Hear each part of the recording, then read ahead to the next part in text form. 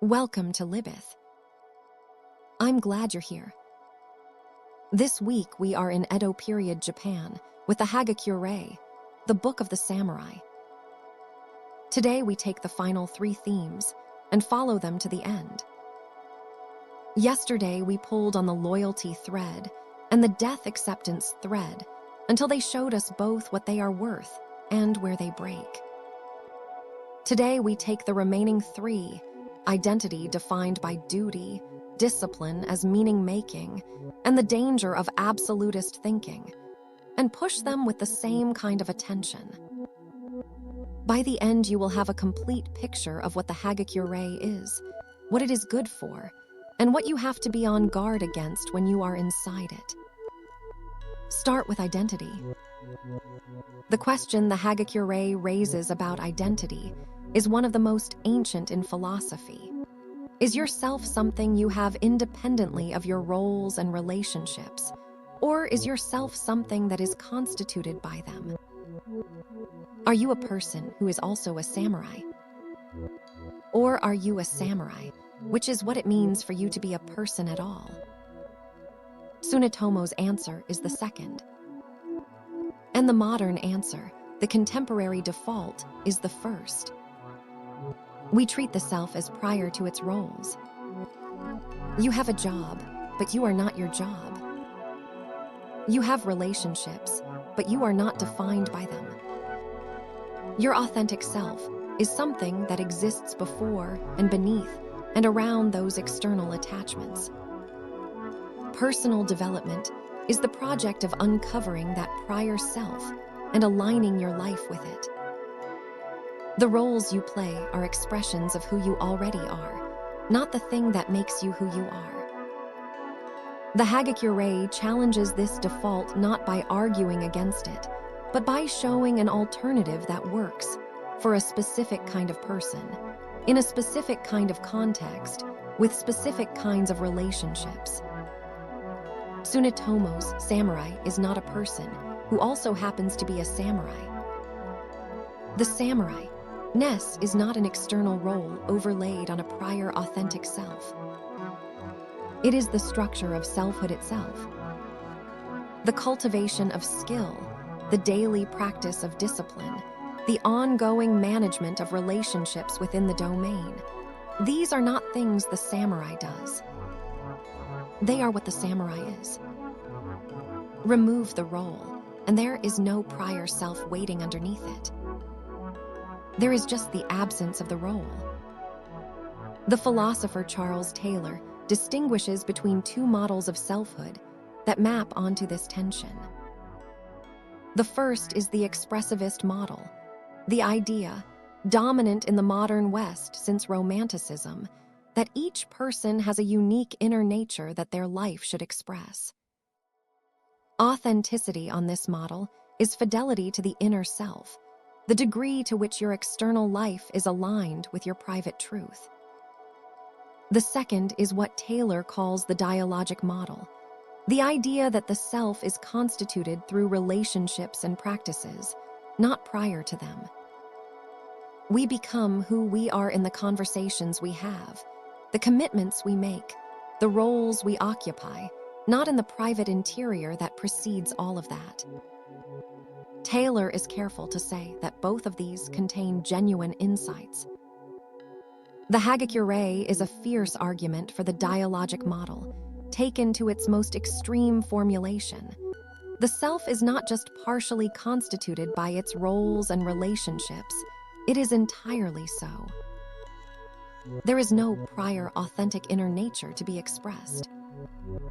There is only the quality of engagement with the practices and relationships that constitute one's life. And the quality of that engagement is a matter of degree of presence, degree of commitment, degree of the dissolution of the self-concerned, calculating mind that holds something back. The contemporary relevance is direct. We have an epidemic of what might be called identity precariousness, the experience of having multiple roles and none of them adding up to a coherent sense of who you are. The professional identity, the family identity, the social media identity, the private identity that none of the others quite capture. The self that is supposedly prior to all these roles remains elusive, or changes every time you look directly at it, or turns out to be just another performance. The Hagakure's response would be, stop looking for the self prior to the roles. Commit completely to one of them. Not because it will reveal the hidden authentic self, but because complete commitment is itself the experience of selfhood. The state in which you are not asking who you are because the question has been dissolved by the fullness of what you are doing. That is either a profound solution to identity precariousness or an instruction to stop asking important questions. It is probably both, in a ratio that depends on what you are committing to. The discipline theme is where the Hagakure is most practically useful and most directly applicable to contemporary life, and it is worth spending time with. Tsunetomo's account of daily discipline is not primarily about self-improvement in the contemporary sense, not about becoming a better version of yourself, developing new capabilities, optimizing your performance. It is about maintaining the quality of attention that the role requires. The daily practices, the death meditation, the careful management of correspondence, the proper performance of formal greeting, the maintenance of the body are not instrumental to some further goal. They are the goal. Doing them with complete attention is the content of a life lived well. This is a position that has been arrived at independently by figures in very different traditions. The philosopher Simone Weil wrote about what she called attention, the quality of undivided, non-possessive attention to what is actually there, as the foundation of both genuine love and genuine intellectual work. For Weil, the capacity for attention was not a natural endowment, but a practice, cultivated through the habitual direction of consciousness toward things as they are rather than things as we want them to be. The daily practices of the Hagakure are, in Weil's terms, practices of attention, not directed toward the self's improvement, but toward the full reality of the role, the relationship, the task at hand. The Zen tradition, which was one of the actual sources of Tsunetomo's thought, makes the same point through the concept of shoshin, beginner's mind. The quality of full attention, unclouded by habit, expectation, or the desire for a particular outcome, is the quality that advanced practice aims to recover. Not the accumulation of technique, but the recovery of freshness, the capacity to encounter each performance of even the most routine task as if encountering it for the first time. The Hagakure's insistence on the complete performance of daily routines with full attention is a practical prescription for the cultivation of that quality. The contemporary psychology of flow states, the research by C. Csikszentmihalyi that we mentioned in Thursday's video, confirms from an empirical direction what Tsunetomo and Weil and the Zen tradition arrived at through practice. People experience the highest levels of engagement, satisfaction, and what they describe as meaning not in rest or leisure, but in skilled activity pursued at the edge of their competence, with complete absorption and without self-consciousness. The daily disciplines of the Hagakure are designed to produce exactly that state, across as many of the samurai's activities as possible. If you can bring that quality of absorption to the performance of the morning ritual, to the writing of the formal letter, to the practice of the sword, to the management of the household, to the conversation with the Lord, if all of those can be inhabited with full presence rather than partial attention, then the life so constituted is a life of continuous flow. That is not a bad life to aim for. Now the dangerous theme, absolutism, And this one I want to develop more carefully than the others, because it is the most important and the most neglected in discussions of the Hagakure. Absolutist thinking, as I am using the term here, is not the same as strong conviction or deep commitment. You can be deeply committed to something while retaining the capacity to evaluate that commitment from the outside, to ask whether it deserves what you are giving it, to notice when it has changed or been corrupted, to respond appropriately when the answer to those questions is not reassuring. That is not weak commitment. It is mature commitment that has been tested and renewed, rather than commitment that has simply never been examined. Absolutist thinking, in the sense I mean, is different. It is the closure of the evaluative capacity itself. The refusal of prior conditions, prior standards, prior examination. The commitment that does not ask whether it deserves itself, because asking the question would contaminate the purity of the commitment. Tsunetomo's model of loyalty is explicitly absolutist in this sense. A loyalty that is conditional, that depends on the Lord being worthy, is not loyalty at all. The quality of the commitment is precisely its unconditional character.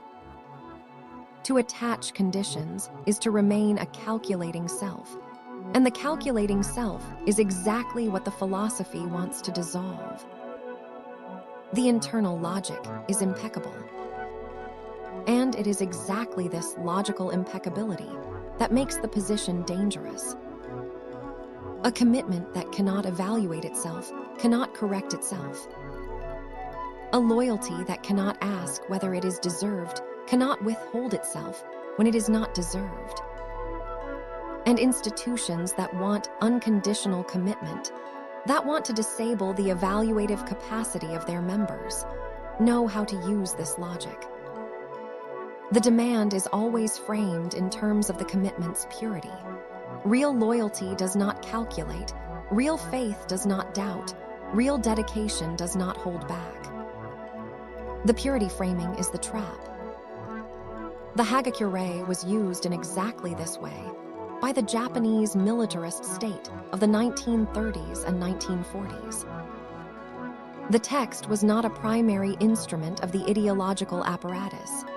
It was too provincial, too specific to the Nabeshima clan, too personal in its voice to serve as mass propaganda.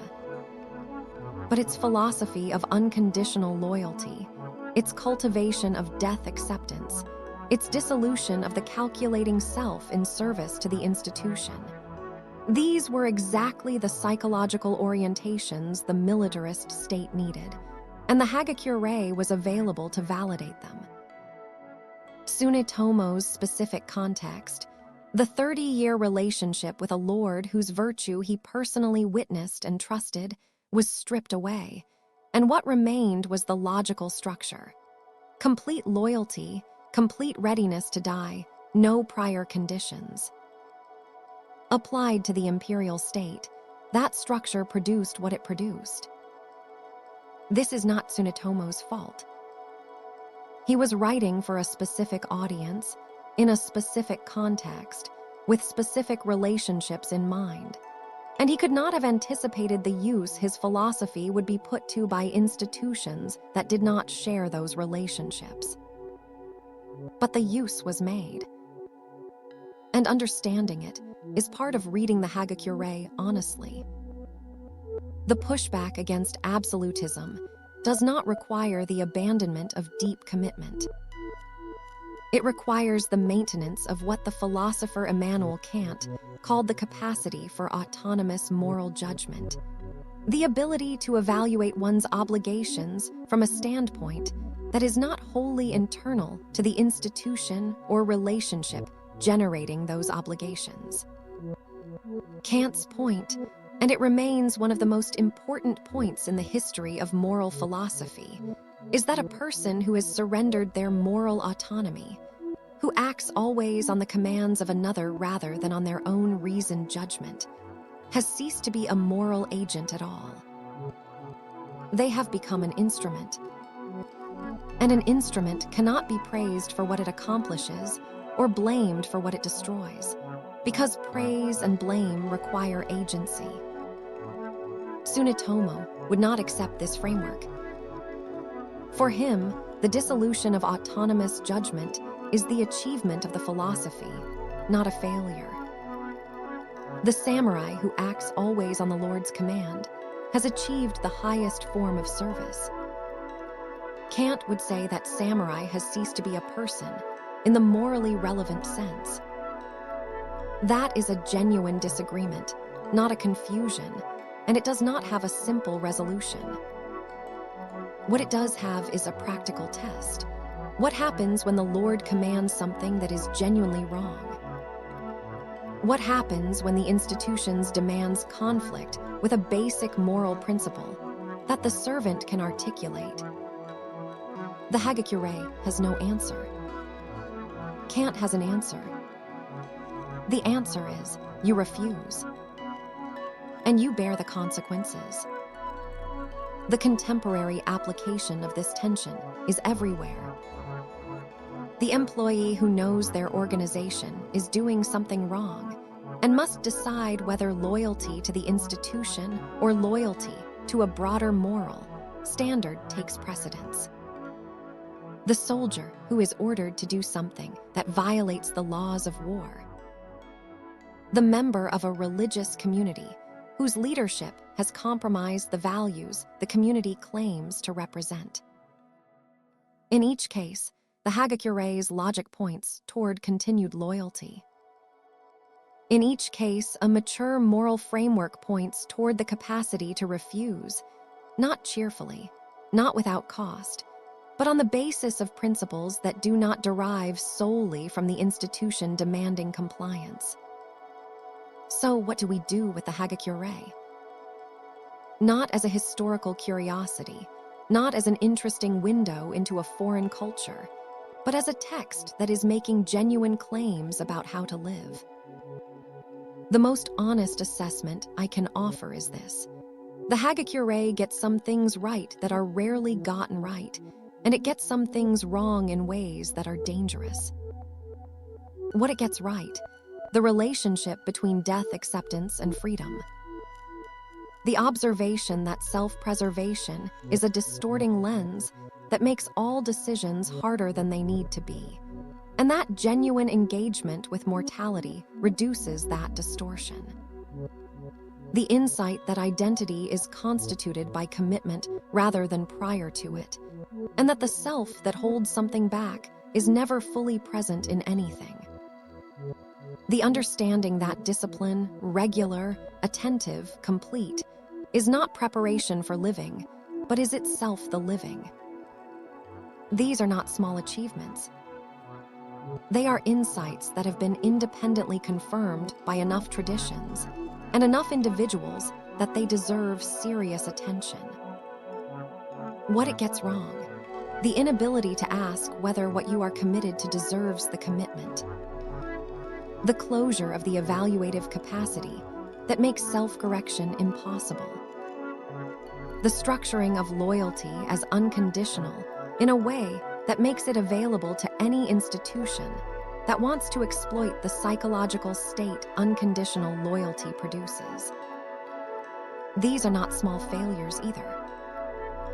They are the failures that made the Hagakure useful to the militarist state, and that make it potentially useful to any contemporary institution that wants to extract unconditional commitment from its members. The reader who can hold both of these assessments simultaneously, who can absorb what the Hagakure is right about without surrendering the evaluative capacity it wants to dissolve, is the reader the text actually needs. That reader exists outside the text. The text cannot produce them. You have to bring that capacity from somewhere else. From the traditions that emphasize autonomous judgment. From the experience of having committed to something and discovered it did not deserve the commitment. From the simple willingness to ask, regularly and without apology, Is this worth what I am giving it?